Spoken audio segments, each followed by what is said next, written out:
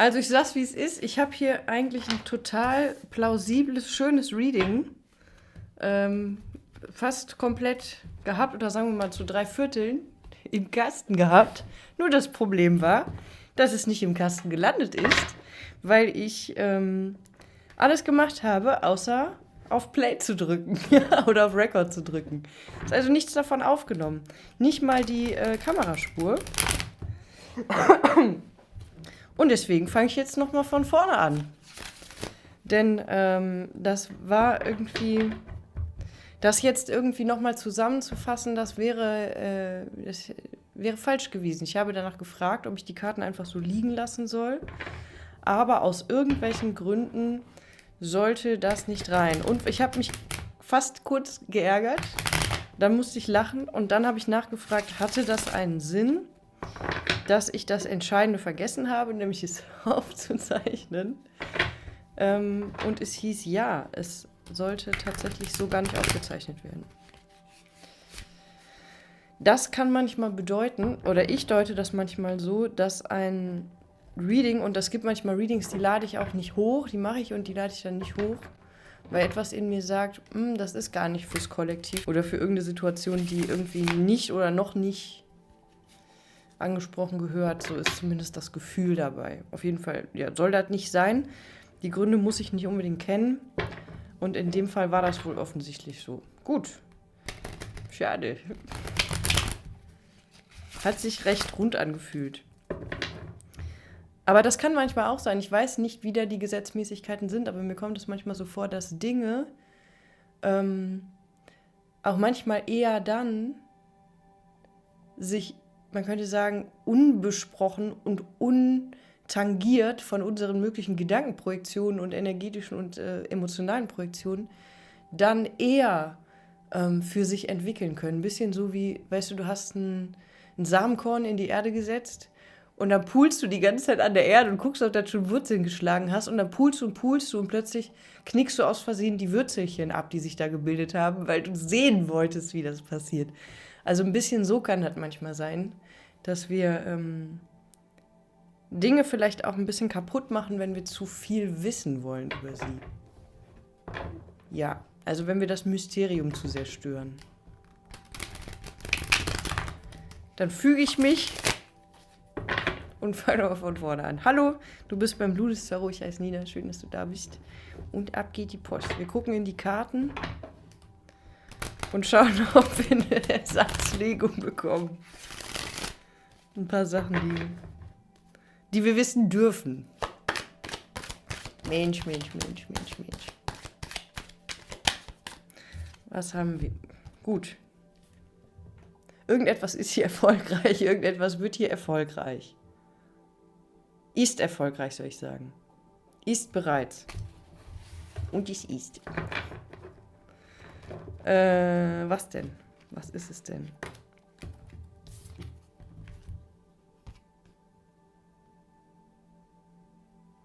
Scheiße, jetzt kommen wir das englische Wort. Emotional Recovery. Emotional Recovery. Ein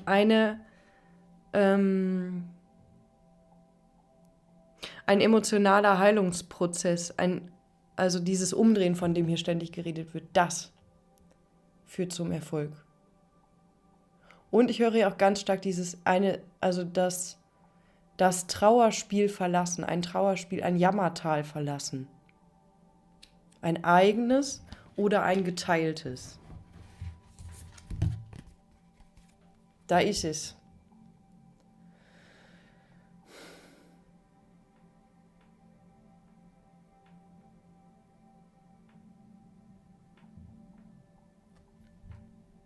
Du siehst ja diesen goldenen Horizont hinten schon aufleuchten.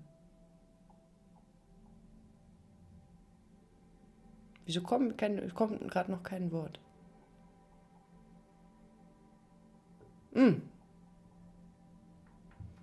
Das ist ja interessant. Es könnte sein, dass das, was diese Situation tatsächlich zum Abschluss bringt, was auch immer das für dich war oder ist, oder für jemanden, auf den du guckst, etwas nicht mehr permanent zu thematisieren, sondern schweigend zu bezeugen, dass etwas geschehen ist, es zu realisieren und sich dann etwas anderem zuzuwenden. Manchmal verhindern wir durch unser ständiges Sprechen und Nachdenken über schmerzhafte Situationen, Verluste, dass wir sie gehen lassen können, weil wir uns thematisch an ihnen festklammern. Die Energie hat sich aber eigentlich schon gelöst. Spannend. Und wir erhalten es, weil wir uns damit identifizieren. Also hier geht es darum, dass man sich damit deidentifiziert. Aber jetzt nicht im Sinne von Spiritual Bypassing oder etwas auslassen, sondern mit der 10 der Schwerter ist hier etwas durchprozessiert. Das ist schon passiert. Aber man könnte hier sagen, alle Gedanken sind gedacht, alle Gefühle sind gefühlt. Und jetzt ist es Zeit zu sehen, also sich umzudrehen. Ohne Garantie, aber mit der Ahnung, dass dahinter vielleicht eben etwas anderes ist. Es ist etwas anderes da. Da ist mehr drin. Und sich hier auch zuzutrauen, zu sagen, okay, ich glaube, da bin ich rausgewachsen. Ich glaube, ich bin mal durch. Oder eben gar nichts zu sagen und das einfach wirklich ernst zu nehmen und wahrzunehmen. Das gibt es tatsächlich manchmal, wenn wir die ganze Zeit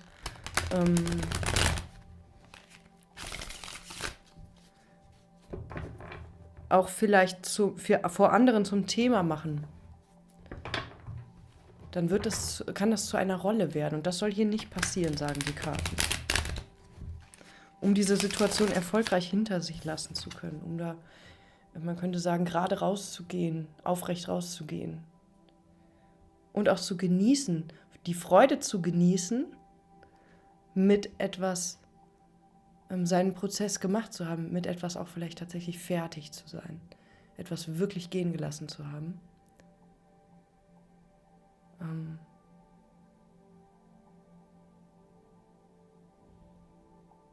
Könnte ein bisschen, ich sag mal, herausfordernd sein. Nicht eine Prüfung, aber herausfordernd. Wie es ist ohne dieses Thema. Also wie ist es? Wer bist du? Wie fühlt sich für dich das Leben an? Ohne diesen Schmerz, der dir nicht nur wehtut, sondern dich auch an einen Ort festmacht, dass du dich verortest. Weißt du? Dass du dem einen Namen gibst und sagst, ich bin jemand, der das erlebt hat, ich bin so jemand. Das gibt einem auch manchmal einen Ort. So. Und wenn die Schwerter aber weg sind, wenn sie sich sozusagen auflösen durch den Prozess, in dem du es durchfühlst, mit übrigens bei der 10 der Schwerter, dieser Geste, die, glaube ich, es ist, wie man das manchmal bei Geistlichen sieht und auch beim Hierophanten sieht. Ist es Benediktum? Ich weiß es nicht. Es ist auf jeden Fall so eine I bless you, also eine Segensgeste. Diese Schwerter lösen sich in dem Moment ja auf. Und das ist wie der Segen, kann gesehen werden. Und ein Käfig löst sich hier auch auf. Und Käfig ist auch Verortung und Käfig kann auch die Identifikation mit dem ein bestimmtes Problem haben oder eine bestimmte Konstitution zu haben. Ich höre auch, und das ist sehr speziell, also Disclaimer, ich bin keine Therapeutin, aber ich höre auch die Identifikation nicht nur mit einer Rolle, sondern vielleicht auch mit einer Diagnose. Also, dass das eingesperrt hat. Und man sich vielleicht hier nicht die ganze Zeit als etwas betrachten müsste. Das wäre der Befreiungsschritt, nein, ich bin vielleicht auch ab irgendeinem Punkt der Verarbeitung oder überhaupt nicht der ewige Patient, die ewige Patientin. Aber wie gesagt, ich bin keine Therapeutin und bitte nicht in einem Prozess, in dem es wichtig ist, in dieser Rolle zu sein. Das kann ja auch sein, wo eine Diagnose helfen kann. Aber hier dieses sich daran festzuhalten, kann auch dazu führen, dass man es nie wieder verlassen will, weil man sich darin einrichtet. Was ist denn hier? Ritter der Kelche. Ich sehe hier so ein bisschen auch so eine leicht, also was Schönes, auf eine schöne Art, so eine leichte emotionale Unsicherheit, so eine Neuheit. Also das Pferd zögert hier auch noch ein bisschen beim Ritter der Kelche. Gehe ich jetzt da weiter oder gehe ich nicht weiter? Beide Pferde sind hier auch grau, also es ist wie, wow, ist das jetzt echt so? Kann es jetzt wirklich anders sein? Und die Karten sagen hier ja.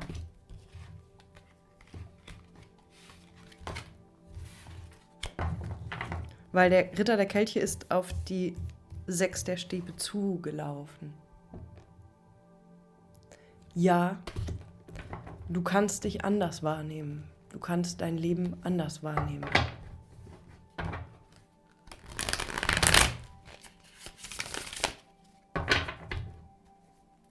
Ich höre auch ganz wichtig, falls das für irgendjemanden hier der Fall sein sollte, es kann auch vorkommen, manchmal kommt es vor, dass Menschen eine bestimmte Disposition auch eingeredet wird. Das heißt, ein Mensch übernimmt in einer zum Beispiel Familie oder einer anderen Konstellation, in der Gesellschaft finden wir das vor, das ist nochmal ein Thema für sich, der Umgang mit den sogenannten also mit den sogenannten Wahnsinnigen. Okay, da sage ich einen Satz zu, weil es ist vielleicht wichtig, um zu verstehen, was ich eben gesagt habe. Ich habe schon irgendwie die Sicht darauf, oder es erscheint mir so, dass auch bestimmten Individuen in unserer Kultur das Verrücktsein, das Kranksein zugeschoben wird. Sie werden als nicht normal erklärt, dass die Rolle des Unnormalen, des Abweichenden wird ihnen zugeschoben, damit die sogenannte Normalwelt und Normalsystematik und Gesellschaft sich nicht damit konfrontieren muss, wie viel latenter Wahnsinn in ihr steckt. Und das kommt in den Krisen übrigens raus, da sehen wir das dann. Da sehen wir dann, wie verrückt eigentlich alle sind und sehr schnell werden können, sobald irgendetwas ins Wanken gerät. Aber das gibt es eben auch in kleineren, könnte man sagen, auch das gleiche spiegelnden oder repräsentierenden Verbindungen. Also in Familien zum Beispiel werden manche Familienmitglieder systematisch klein gehalten, systematisch zum ewigen Patienten als krank erklärt oder krank gemacht, um zu suggerieren, ich bin derjenige, der dir hilft. Ich bin derjenige, der dir immer aufhilft. Und alleine kannst du es nicht. Solche Dynamiken gibt es. Die werden auch sehr schön beschrieben in einem Sammelband. Das ist so ein Surkamp-Buch von so verschiedenen Forschern, die mit so Familiendynamiken und Kommunikationsdynamiken geforscht haben, mit den Familien von als schizophren diagnostizierten Frauen in dieser Zeit. Und da waren so Leute wie Bateson kommen davor, die sagen da was Searles. Da ist ich glaube, das ist eine der ersten systematischen Beschreibungen des Double Bind, also der Doppelbindungstheorie. Und da wurde im Grunde untersucht, wie die Familien sich verhalten haben, wie die kommuniziert haben und inwiefern das zusammenhing, dass die Patientinnen, die Schizophrenie-Patientinnen, neue Schübe bekommen haben, dass da ein Zusammenhang war, dass die sich erholen konnten, abseits der Familie. Und sobald sie wieder in die Familien gekommen sind, ging der ganze Kram von vorne los. Und sie hatten eben wieder Symptome, sie hatten wieder Schübe, sie hatten wieder eben psychotische Anfälle, was auch immer da alles passiert ist. Das heißt, es hat für gewisse Familien eine Rolle gespielt, dass sich die Familien stabilisieren von eigentlich nicht integrierten Leuten, die nicht Verantwortung für ihre anderen Seiten, für ihre Schatten und für ihre latente Anfälligkeit für Wahnsinn übernehmen, sondern dass auf eine Person projiziert wurde und diese Person dann systematisch krank gemacht wurde und sich der Rest der Gruppe daran immer stabilisiert hat. Und es könnte hier für jemanden so sein, dass du wie in einer Abhängigkeit auch gehalten wurdest, damit sich andere groß fühlen in der großen Geste dir gegenüber. Es ist ein sehr spezielles Reading, mit Vorsicht zu genießen, aber es soll hier einmal angesprochen werden. Der Mond, Dinge, die im Unklaren waren, Familiengeheimnisse höre ich, Gruppengeheimnisse. Das ist dann dieses sehr toxische, wir machen uns einfach so Sorgen um dich. Hier mit Vorsicht, du bist hier über etwas hinausgewachsen. Vielleicht, wie gesagt, mit dem Ritter der Kelche noch ein bisschen tapsig. Aber du hast es gemeistert. Du hast etwas gesehen. Du hast ja auch einen anderen Überblick. Und du hast hier auch Kontakt, also du bist in Kontakt mit Menschen, du bist kontaktfähig mit Menschen, denen es ebenso geht, die sich auch aus etwas herausgearbeitet haben. Ein ganz neues Umfeld, ein ganz anderes Umfeld. Hier haben nämlich alle gewonnen und nicht die anderen, weil einer systematisch verlieren soll. Du bist gegangen. Genieß das. Du schuldest, wenn das passiert sein sollte, wie gesagt, prüf alles, was ich sage, sorgfältig. Wenn so etwas mit dir geschehen sein sollte, dann schuldest du diesen Menschen nichts. Vor allem nicht das Kleinsein.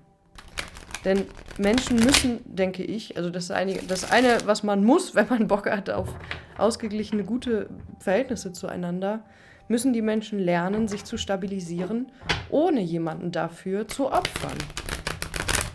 Ist doch klar. Aber nicht allen ist das klar. Da gibt es sehr perfide Dinge, die da passieren können. Wie geht's jetzt hier für dich weiter?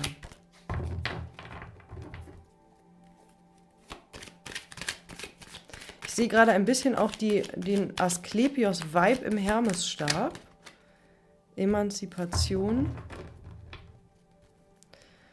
Also 2 der Kelche, 2 der Stäbe. Das nicht. Okay.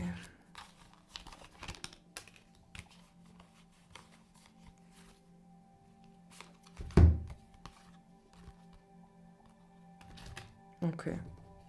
Sortieren. Für dich sind jetzt hier folgende Sachen, könnten entscheidend sein oder sind hier entscheidend. So, du guckst immer selber für dich, ob das passt. Wie gesagt, ein sehr, sehr spezifisches Reading. Wir haben hier zweimal die 2, was natürlich eine Meisterzahl ist. Es geht um Dualitäten, es geht um die Ambivalenzen, die du kennengelernt hast und die du in dir integrierst. Mit der Kraft natürlich auch, die ambivalenten Kräfte integrieren und die miteinander auch spielen lassen können. Also du verhinderst das nicht, du meidest das nicht, du fürchtest das nicht. Mit der Kraft, die auch Mut und natürlich Tapferkeit beinhaltet oder bedeutet. Und diese Kräfte spielen sich hier auf der Ebene der Gedanken ab und auf der Ebene des Herzens und der Gefühle. Das heißt, auf emotionaler Ebene hast du hier gelernt, sehr Unterschiedliches zu fassen. Tiefen Schmerz, aber auch große Freude. Tiefe Trauer, aber auch große Erleichterung. Das müssen nicht immer so klare Gegensätze sein, aber scheinbar sich widersprechende Gefühle, die in dir jetzt zirkulieren. Und das ist eine andere Form von Intensität. Es sprengt dich aber hier offenbar nicht mehr. Oder du hast gelernt, du findest heraus oder du hast herausgefunden, wie du das bewegen, tragen und wie du dich darin bewegen kannst, im emotionalen Sektor. So. Und wie du hier auch Anima und Animus in Ausgleich bringst. Also du hast dich vielleicht, wie gesagt spezifisch, du hast dich vielleicht selbst nachbeeltert oder dir Hilfe gesucht, die dir zeigen können, wie du für dich diese mütterlichen und väterlichen Züge auf eine gesunde Art nachholen kannst, wie du anders mit dir umgehen und mit dir reden kannst. Das ist quasi Nachbeelterung. Ganz grob gesagt, beinhaltet noch viel mehr. Aber ich höre gerade auch, es gab irgendwie eine Invertierung, eine Rolleninvertierung. Möglicherweise gab es da ganz viel Verdrehung und du hast es für dich entzwirbelt. Sodass auch die Möglichkeit da ist, mit anderen Menschen auf Augenhöhe sich zu begegnen. Und da ein ausgeglichenes Gefühl von okay, hier fließen Emotionen hin und her, wir sind trotzdem 2 eigenständige Menschen, wir sind hier nicht irgendwie komisch vermischt und verstrickt, sondern man erkennt ineinander den Kelch unter das Herz oder die Tiefe und man kann es sehen. Man erkennt auch die eigene Tiefe im anderen, aber es ist quasi nicht verdreht, nicht verzwirbelt hier, sondern 2 Menschen, die den anderen sehen können, weil sie nicht in ihn reingesprungen sind oder sich selber auf ihn drauf projizieren. Das andere auch erkennen können. Hier in Form der beiden Mann und Frau, die dargestellt sind, anerkennen können, dass der andere ein anderer ist und deshalb interessant. So, eine ganz schöne Gesundung des Emotionalen. Diese Dualität anerkennen. So, es muss nicht alles in eins gebracht werden, sonst können verschiedene Dinge zusammen koexistieren und sogar einander bereichern. Und mit der 2 der Schwerter, hier tatsächlich mal positiv gedeutet, kann es sein, dass du ausgleichende Gedanken gefunden hast. Also ein Gedanke kommt, aber du kannst ihn kontern mit einem anderen. Der Akku war schwach, auch das wird mitgedeutet, in der Hinsicht, dass du vielleicht auch ein bisschen den Finger darauf halten kannst oder die Aufmerksamkeit darauf halten kannst, dich wirklich, also deinen Energiehaushalt kennenzulernen, wie er sein kann, wenn du nicht ständig geschwächt wirst durch ein destruktives oder psychisch belastendes System, das auf dich einwirkt. Das ist dieses, wer bist du, wenn Menschen dich nicht benutzen, dich nicht irre machen, also dich nicht in irgendwelche Situationen bringen, in denen du ihnen quasi Energie gibst, in denen du auch die Aufmerksamkeit ständig auf sie gelenkt hast. Was bist du dann für ein Wesen? Wer bist du dann? Was macht das mit deinem Energiehaushalt? Wie fühlt sich das an, wenn du mal nicht gestört wirst? Wie ist das? Wer bist du dann? Das zum Thema Akku. Also es kann sein, dass der Akku sich anders anfühlt dann oder dass sich alles anders anfühlt. Aber wir hatten hier diese Dualitäten, also 2, Meisterzahl. Auch Verbindung, also könnte für dich auch ein besonderes Thema sein, wie jetzt Verbindungen sind oder Verbindungen anstehen. Ausgeglichene Verbindungen, ausgeglichene Beziehungen, auch Liebesbeziehungen, freundschaftliche Beziehungen, Arbeitsbeziehungen, was auch immer. Das ist das, worauf du jetzt hier Wert zu legen scheinst. Das ist der große Gain, also du hast das gelernt aus der Erfahrung, wenn dich dieses Reading betrifft, das gar nicht zu kennen. So, aber etwas in dir schien ja eine Ahnung gehabt zu haben, dass es nicht richtig sein konnte. Das ist im Grunde das, was heilt, ist auch der Glaube daran, oder also was heilt, ist diese, wie könnte man das nennen? Der Glaube an das, was in der Hypnose erzählt wird, also was dass du dir selbst auch wieder glaubst. Und hier hatte ich das eben noch angesprochen mit den ausgleichenden Gedanken. Also du hast vielleicht ein über Gedanken kehrt häufig erlebtes, altes, Schädigendes zurück in Form von destruktiven Gedanken. Und wenn du in der Lage bist, auch die Gedanken zu betrachten und zu sehen, okay, da kommt so ein Gedanke, dann kannst du ihn entweder einfach nur als das nehmen, was er ist, nämlich ein Gedanke. Du hast aber noch etwas Zweites, also wir haben wie diese Differenz. Etwas Zweites kommt dazu, mindestens, nämlich erstmal deine Fähigkeit, den Gedanken zu sehen. Du bist also nicht dieser Gedanke, du bist das nicht mehr. Weißt du? Und vielleicht war es ein unverhofftes Produkt aus dieser extremen Überforderung, dieser extremen Überlastung und diesem wirklich, da ist auch eine Rolle gestorben. Sie wurde überstrapaziert und das war aber dein Glück. Das war dein Rauskommen. Krass.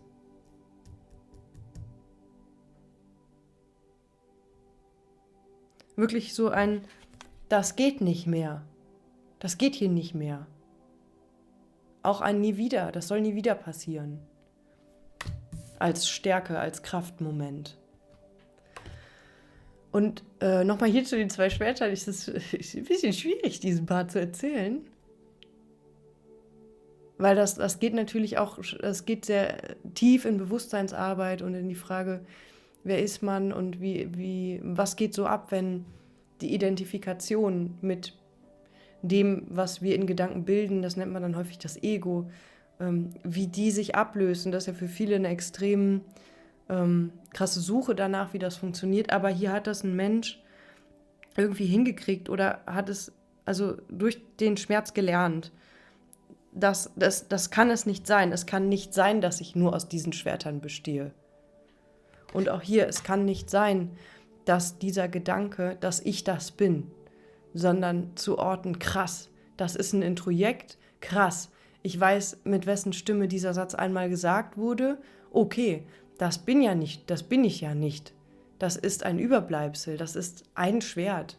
Ich kenne ganz andere hier, wie sagt man, Kaskaden von Gedankenstürmen und auch darin erkannt zu haben, das kann nicht auch nicht alles sein, die widersprechen sich doch alle.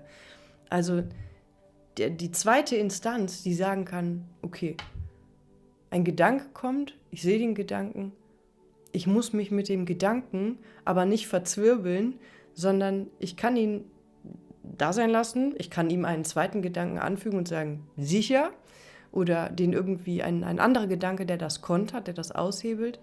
Aber du kannst hier frei wählen, wie du mit deinen Gedanken umgehst.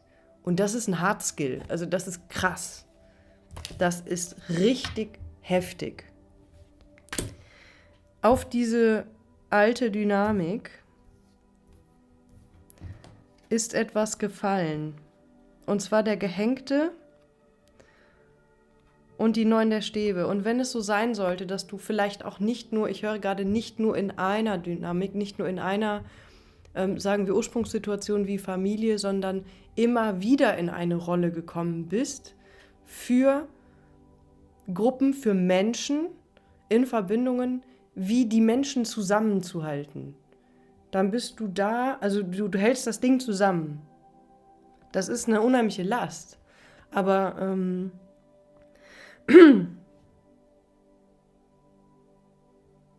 ja.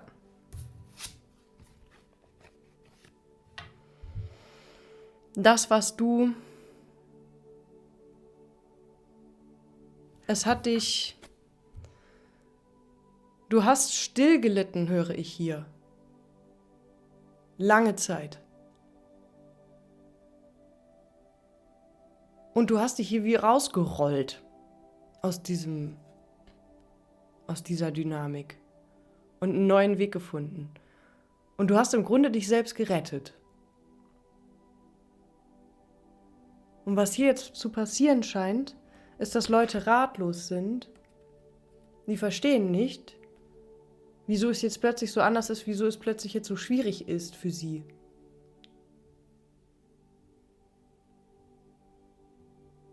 Trauern um den Spaß, hier um die 3 Kelche, um die Freude, um die Ausgelassenheit.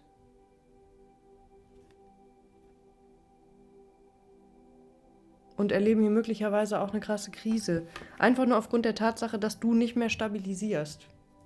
Dass du das hier nicht mehr nährst, dass du hier etwas nicht mehr zusammenhältst. Weil du deinen Teil der Kette gelöst hast. Stell dir das so vor, wie da war Zug auf der Kette, das hat vielleicht auch für Stimulation gesorgt. Aneinander, kann ja auch wirklich eine Beziehung sein. Check mal, ob das wiederkehrend ist oder ob das eine Sache war, könnte eine Rolle spielen für die Frage, wie du in Zukunft damit umgehst, dass dieses Potenzial halt da ist, da bleibt. Ey, krass, was geht mit meiner Stimme? Nun ja, also ich sehe, wie 2 Leute, die sowas Ähnliches machen wie Tauziehen, nur dass sie halt angekettet sind an dem Tau, dass sie damit verknotet sind.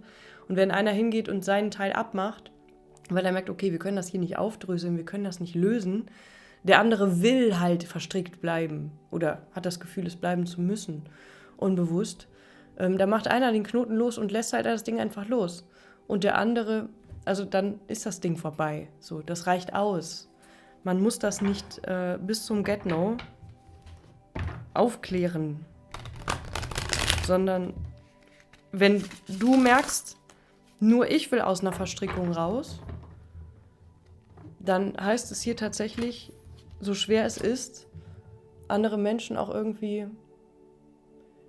ihrem Prozess zu überlassen. Du musst hier auch mit dem Gehängten nicht unbedingt wissen, was passiert. Das war es. Es geht in eine ähnliche Richtung, dieses Reading, wie das, was ich nicht aufgezeichnet habe. Möglicherweise, und das passiert immer mit meiner Stimme, wenn ich zu tief in Details gehe. Da haben wir es. Hier scheint es darum zu gehen, dass du deine Aufmerksamkeit tatsächlich nicht mehr so stark darauf lenkst, was ist wohl mit den Leuten, was ist da alles gewesen. Sofern es dir hilft, natürlich schon, und sofern es, keine Ahnung, einen Aufarbeitungsprozess für dich hilfreich macht, ja. Aber ein Einschlag in dieser Legung ist tatsächlich das nach vorne gucken. Für dich. Dass das jetzt ein Teil deiner Heilungsreise ist oder ein wichtiger Heilungsschritt ist. Du hast hier du bist längst raus. Du hast hier bewiesen, dass du rauskommst. Wie gesagt, man muss nicht vergessen, dass etwas passiert ist. Aber du musst auch nicht ständig gedanklich oder emotional in diese Sache zurückkehren. Wie quasi im Wiederholungszwang, sondern du kannst daraus Gaben schöpfen und ein neues Leben erschaffen. Für dich. Neue Situationen gestalten. Du bist jetzt dran mit Gestalten. Du bist nicht darauf angewiesen, und das hast du hier gelernt, die besten Voraussetzungen zu haben, um deine Kräfte kennenzulernen und einzusetzen. Du hattest sogar sehr schwierige Voraussetzungen, wenn ich das hier so sehe.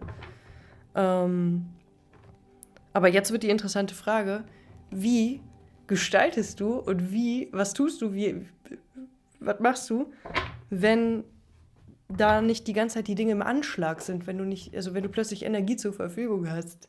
Für dich, wie ist das denn? Wie lebt es sich dann? Wie ist das dann? Könnte ja auch eine leichte Überforderung mit den ganzen Möglichkeiten sein. Nicht schlimm, lass sie zu. Aber ja, befinde dich da, wo du gerade wirklich bist. Erinnere dich auch daran. Hol dich zurück darin, es ist vorbei. Ich sag's mal salopp, die können dir nichts mehr.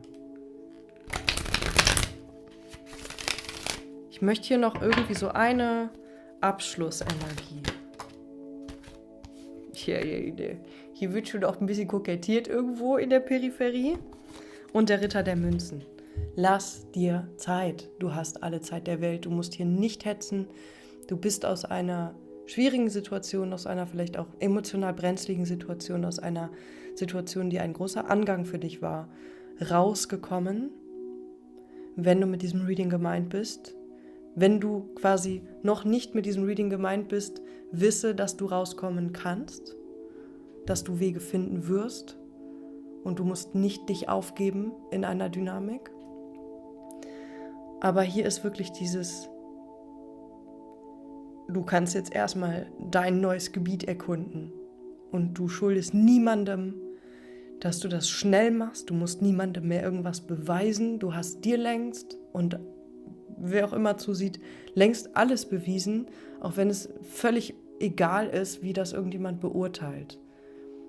Aber nimm dir auch diese Zeit von, okay, wie ist das denn jetzt? Wie ist es denn jetzt? Auch einfache Dinge zu tun. Wie ist das jetzt, in den Supermarkt zu gehen? Wie ist das jetzt, Altglas wegzubringen? Wie ist es jetzt, zu essen? Wie sind diese einfachen Dinge ohne diesen ständigen Überlebensmodus? Du bist jetzt im Lebensmodus. Das kannst du ganz gemächlich und ganz stabil erkunden. Hier gibt es keinen Grund für dich zu hetzen. Mach es gut. Ganz schön krass. Gerade überlegt, ob ich sie hochlade, aber ja, ich werde, beziehungsweise ich soll.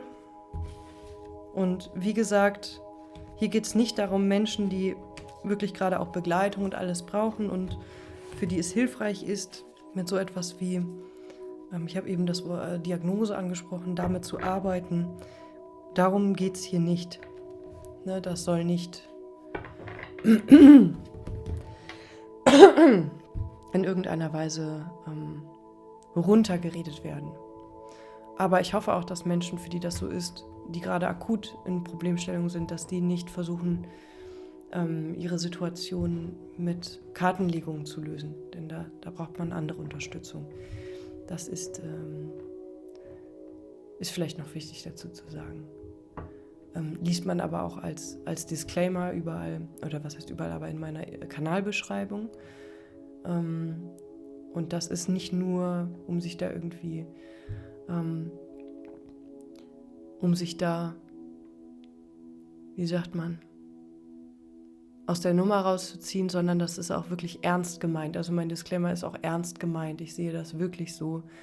Ich denke, dass es Situationen und Phasen im Leben geben kann und Überwindung von Krisen oder das Halten in Krisen, das Stabilisieren, für die wirklich eine tiefe, fundierte Begleitung hilfreich sein kann und dass dafür auch nicht ein Mensch, der auf einem Bildschirm erscheint, meiner Meinung nach ausreicht, sondern Menschen, die darin ausgebildet sind, wirklich diese stabilisierende Wirkung zu haben.